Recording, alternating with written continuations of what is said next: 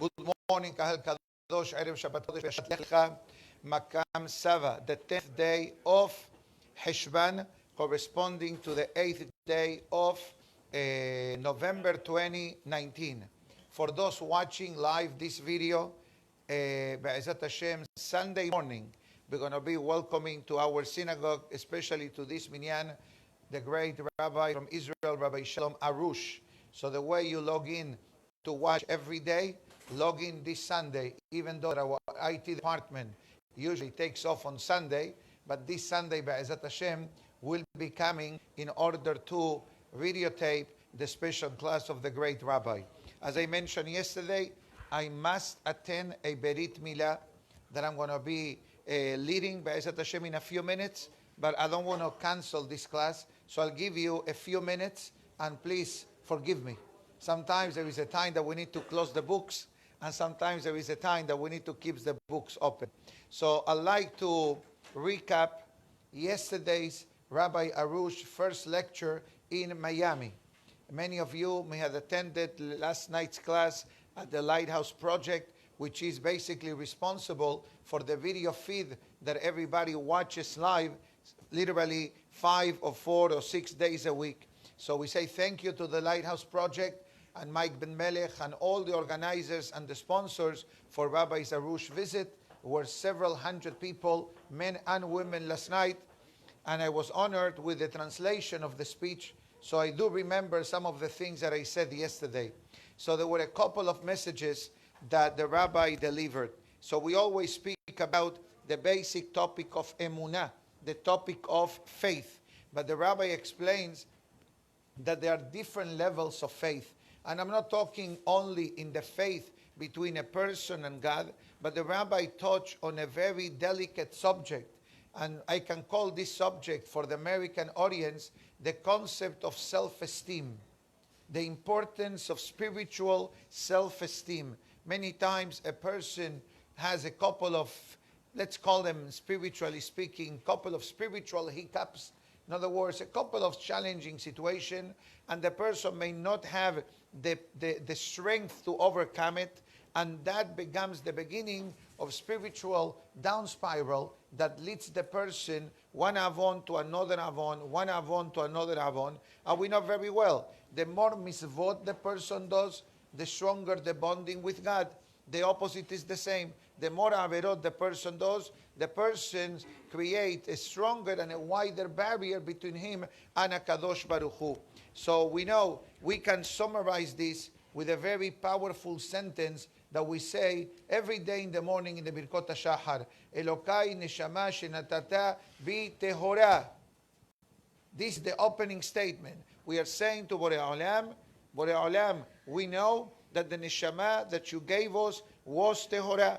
And the rabbi quoted a pasuk from Perashah Bereshit. The Perashah in Bereshit says, when Adam Arishon was created, by Pah Be'apav Nishmat Haim, God injected, so to speak, through the nostrils of Adam Arishon, the essence of life. And the Zohar HaKadosh says that when someone blows air, it's come from themselves. What does it mean? The fact that the pasuk says that God blew into the body, so to speak, of Adam Arishon, the essence of life, the Zohar says, what does it mean God blew into him? Short answer, the Zohar says, God gave Adam Arishon a portion of his essence of godliness. The Zohar calls this Helek Eloka Mima'al Mamash. Literally, a piece of heaven into everyone's heart, as the song says. Literally. So a Yehudi must know, the rabbi said, that we all have a neshama. And the rabbi added one more.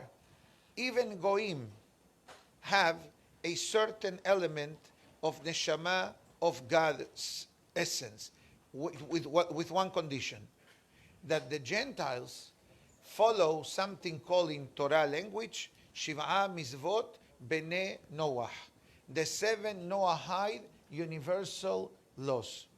And I'm saying this because I'm sure that not everybody that watches may follow the Jewish faith, and not everybody that was last night in the lecture followed the Jewish faith, but we were able right away to see. And that's not a problem, because at the end of the day, כי בצלם אלוקים נברא את האדם. Every person was created in the image of the Almighty. And he said something that the Balatanya also mentions, I believe, in the early chapters, that in Gan Eden there is a special chamber for Hasidei Umot HaOlam, the righteous Gentiles. What does it mean? We know that throughout history, especially in the latter years, in the Holocaust time, how many Gentiles sacrificed their life in order to save a Jew. So I believe that a few days ago, or maybe a week or two ago, there was a survivor that is maybe over 102, 103 years old. And we need to understand, when we say Holocaust survivors, guess what? We are running out of them. Because tomorrow, I believe, is the 70th anniversary of Kristallnacht. You remember that unfortunate night? Many of us were not around in this world, but some people throughout history, through school, will remember what was Kristallnacht, the night, the Leila Bedolah, they call it in Hebrew, the night of the broken glasses. And we know all the hardship, all the pain and suffering that our brethren and forefathers experienced during the period of the Third Reich, Imach Shemam Bezichram. So a Gentile lady who saved a couple of Jewish kids, they decided to make a family reunion in which she was the guest, the honorary guest. And to this reunion, and this happened recently, I'm not sure, maybe a day ago, or a week ago, but I read this not long ago. Oh, last week, beautiful. Over 200 people came to this event. And these 200 people from this event were all descendants of the people that this person saved by hiding them in their basement or in the attic, the way many heroic stories we hear during the Holocaust and obviously past the Holocaust. So the rabbi continues and it says, a person, you know, we can add one more that I believe is the source from part of the speech last night, David HaMelech's book of Tehillim. David HaMelech books of Tehillim says, Sheva Ipol Saddik Bakam. A righteous can fall 7 times and is able to get up. And right away you may ask, so Rabbi, if he falls, why do you call him a righteous? Short answer, because he's able to get up. And that was part of the mission yesterday. The message of last night, it says, regretfully, in our days, the mind plays a huge game, a huge role, I should say, in the life of the person. How many new mental conditions became part of our vocabulary? You can call it anxiety, panic attack, fears, lack of self-esteem, criticism, narcissism. Although these words existed for centuries, but when these words became part of our day-to-day, I know she's having a panic attack, not to worry. She's having an anxiety attack. What is this? You have craving to eat a sandwich? It says, the great rabbi said last night, that many of these conditions, and I'm not a doctor, I'm not telling you to stop taking medicines. If for some reason a person finds themselves in a situation that taking a medicine to help them in this condition, it's required. God forbid, you never stop taking medicines unless it's under doctor's supervision. But the rabbi, many times, these conditions developed through life in the person's life due to the lack of self-esteem and negative thoughts and dwell in the mind of the person, and that also has an effect on the person. And I repeat, I don't know your personal life. I don't know who is watching or who is not watching. I only know who is watching if they wave. If they don't wave, I'm just talking to the camera and I'm talking to the wide audience. But the rabbi explains that a person must make the effort of sending away and removing negative thoughts from their mind. And regretfully, throughout life, we come across people which are very negative. And that negativity, it buries the person alive. Eventually becomes physically, but spiritually and emotionally. So what happens when a person is being visited by a negative thought? I'm sure in Arabic, he said it in Yiddish, but I'll translate. Tracht gut, wird sein gut. Have you heard of this before? I'm sure you did. Think positive, and things will become positive. In Hebrew, I think they call it tahshov tov, yeh tov. In Spanish, it can be the same thing. Piensa bien, y las cosas serán para bien. And this is something that the Gemara already teaches us from Nahumish Gamzu, Gamzu Letova, a topic that we discussed several weeks ago. And the Rabbi reinforced this concept that, for example, maybe a generation or two ago, parents will criticize their children. And perhaps many people grew up with this mindset. You're happy that you got a C. You're happy that you got a B minus. A smack. Shahata. For those who understand. In the olden days was the belt maybe, who knows. Or the teacher that used to hit us. Right? Thank God we came out good and normal. But today, the Rabbi said, that is a recipe for disaster. That is a recipe for disaster. He says, today, what people need is positive reinforcement. The Gemara says in a sentence, Hakol serichim hizuk. Everybody needs reinforcement, but especially children. Why? Because the values of life are different. The concentration of the mind are different. Imagine yourself, you give this page to a child to read. What is the first thing he's going to tell you? What are the pictures? Black and white? Black and white, obviously for adults, we don't need that. But for children, this is how they understand. Visual, more than the intellectual. So the Rabbi also sent a very loud message that even when children, has v'shalom, don't act in the way that they should, or they say things that are not suitable for a child to speak. And when I say the word child, I don't think that there is a difference in the formula if the child has 7, 8 years old or the child has 15 years old. Obviously, the older the child, the more the challenges become bigger and bigger. But the Rabbi said positive reinforcement always brings good self-esteem to the person, and once that is developed, a child made a mistake. So there are two ways of handling it. How can you do such a thing? What is your brain? You embarrass me, ta ta ta ta ta. You give him that whole Megillah. Guess what? You know what is the child is listening from the father? A failure. I'm good for nothing. So once this starts crawling, has v'shalom, in the mind of the person, the Yetzer Hara says, now I have a good customer. Because if my parents are telling me I'm not good enough, so why should I try? In their eyes, I'm going to be a failure. And the Rabbi said that is a recipe for disaster. And I will tell you one thing. Regretfully, even happened yesterday. I sometimes people call me with all kinds of situations. Sometimes are happy phone calls. I need a shidduch. I'm looking for a shidduch.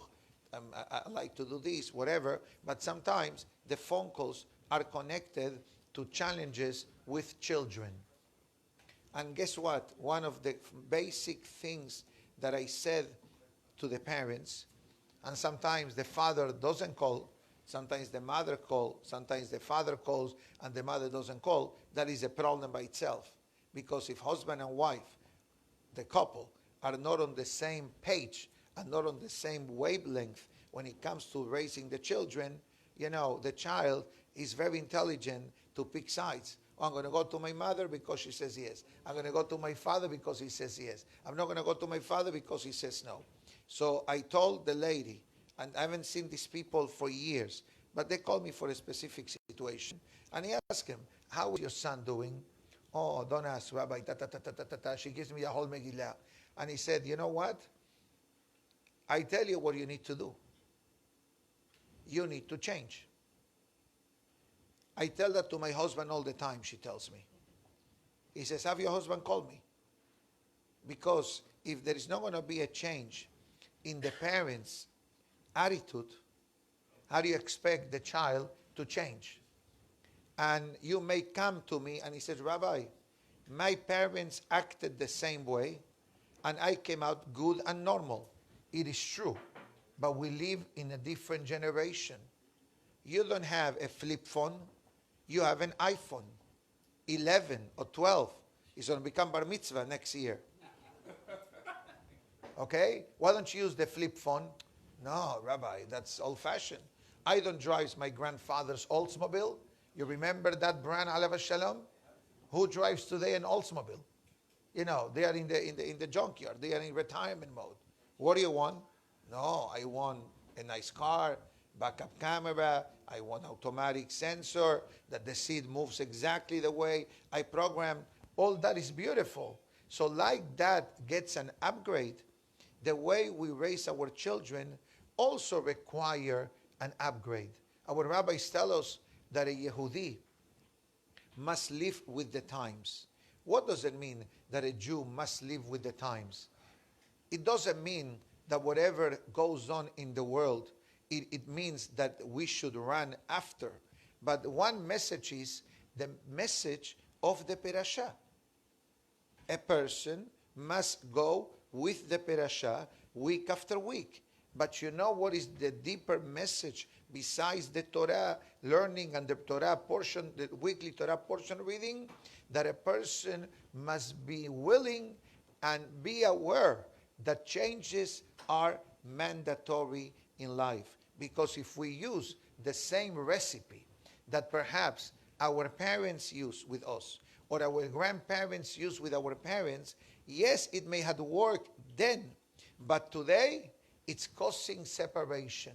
That God forbid the teenagers, many of them, look at the calendar, what will be the day, or when will be the day that they are able to escape from their home. So the rabbi mentioned this yesterday. Positive reinforcement and encouraging the children. So even if you have to rebuke a child, okay, says, I know that you are good. This is what the rabbi said. I know that you are good. And I know that the Yetzer Hara is bothering you like it bothers me all the time. So let's do a prayer that Hashem should help us to overcome the Yetzer Hara.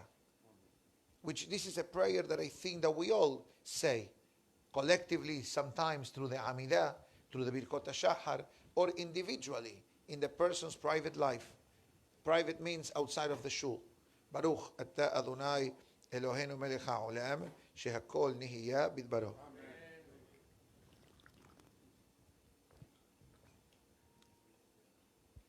Another message. I'm tempted to stay, but I cannot keep a whole community waiting. So give me a minute and a half. Thank you, Habibi. Thank you. And thank you for listening. And thank you for watching. And log in Sunday morning at around 9:05, 9:10. God willing, will be with us.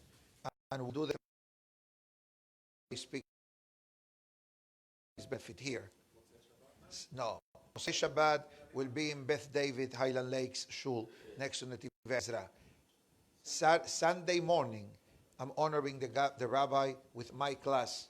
And I'm going to be with the rabbi to translate for everybody's benefit. So it will be a magnificent shiur. Those watching, make sure to log on. And those listening, you will get the audio file a bit after the class. So the rabbi spoke about positive reinforcement with the children. The rabbi spoke about develop your self-esteem. And the rabbi spoke about tefillah, the importance of tefillah. The rabbi quoted from one of the Sefarim that says that every word of tefillah has the potential to become a vessel to receive the blessings that Hashem sense to the person's life. And the tefillah not means only the tefillah that a person does privately, but even the basic tefillah. When a person prays, the question is, we all pray. We just finished reading 50, 60 pages of the Siddur, and do we have automatic everything that we want? The rabbi said a formula that whatever the person prays for can be delivered. What is this formula? He says, when you pray, pray with an incentive. What does it mean, pray for an incentive for God? So when you pray, for example, the beracha of Honen Da'at, the beracha of wisdom, knowledge, and understanding, he says, God, give me the wisdom so I'm able to learn Torah. God, help me to do teshuvah so I'm able.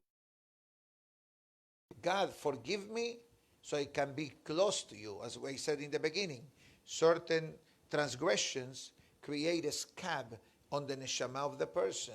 God, heal me so I'm able to live and serve you. God, give me parnasah so I'm able to help my family, my kids, and help the needy. Every beracha or every request that you do on a regular basis, throw in the table something for a Kadosh Baruch. Not be just lip service. Because we all read is that the person has a meaning from this prayer, whatever request it may be, and try to activate it into our life. And the rabbi said, a person will see miracles. I'll finish with the following statement. The rabbi talked about, very briefly, about the topic of shidduchim. People pray for a shidduch. Rabbi, send me a wife. The rabbi said, that is not the proper prayer. Okay, you want a girl? I send you a girl. But maybe she's crazy. Or maybe she's not your soulmate. So the rabbi said that when a person prays, whatever it means, you pray for a shidduch, be explicit in what exactly you want. So the rabbi said, what you should pray for? A person that has good midot, good behavior, a person that has irat shamayim, a person that does not have anger in their life, a person that wants to build a true Jewish home. You see the difference between God, I need a wife, not me, I'm happily married, relax. Okay? Okay? God, I need a wife. Okay? Or say, God, I want to have a child. Why you want to have a child? Because you want to honor your fathers with a first grandson? That's a beautiful reason. But that should not be the limitation of the prayer. It says, God, I want to bring a child to the world so I'm able to raise him and educate him in the ways of Torah. You see the difference? God, help me that the deal goes through. Okay, that's the simple prayer. Now, God, I like to help people. I like to help the shul. I like to sponsor Torah classes. I like to give ma'aser. In other words, you expand a bit on the prayer to make it more meaningful than just God open for me the gates of Parnasah. God, give me life. God, give me life so I'm able to live healthy and I'm able to serve you better. For example, I exceeded my minute and a half. I'm already 6 minutes over time. So I will apologize in advance. I don't feel happy that I need to get up and leave. But as the Pasuk says, Ed la'asot Hashem heferu toratecha. There is a times that we need to close the books. So Be'ezat Hashem, Rabotai, for those watching, we'll see you Sunday morning, God willing. For those listening, you'll get the audio file, Beli Neder, Sunday sometime during the day. Baruch Adonai Le'olam. Amen.